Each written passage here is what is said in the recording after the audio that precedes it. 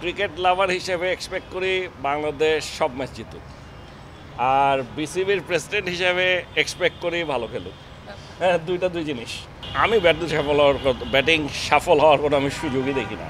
মানে এটা বলে তো লাভ হবে না, কিভাবে করবে আমি দেখি না। কারণ আপনার হয়েছে কি, এখন এগুলো নিয়ে যত এক একজনের এক এক রকমের অভিমত দিতে পারে, সেইটা আমি মনে করি ওদের ইনফ্লুয়েন্স হওয়ার কোনো কারণ নেই।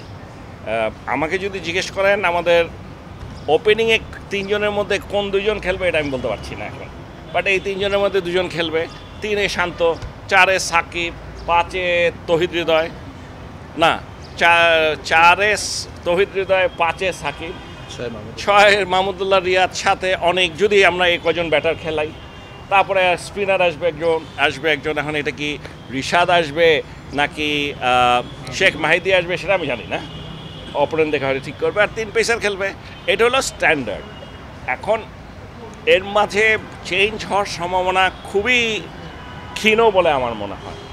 যে জিনিসটা গত বিশ্বকাপে হয়েছে, সাফল কেউ করতে চায় না, কিন্তু যখন কন্টিনিউয়াস ব্যর্থ হতে থাকে তখনই তো সাফল্যের কথাটা আসে, নাহলে করবে কে? জোর ব্রাইট লক টেকনোলজি সাধারণ পাউডারের তুলনায় দেয় দ্বিগুণ উজ্জ্বলতা, রিন অ্যাডভান্সড দেয় দ্বিগুণ উজ্জ্বলতা। আচ্ছা, ধরেন আমাদের যে ওপেনাররা যাদেরকে প্রথমে সিলেক্ট করে মাঠে নিয়ে আনছে, ওরা যদি কন্টিনিউয়াস রান করতো তাহলে কেউ সফল করতো?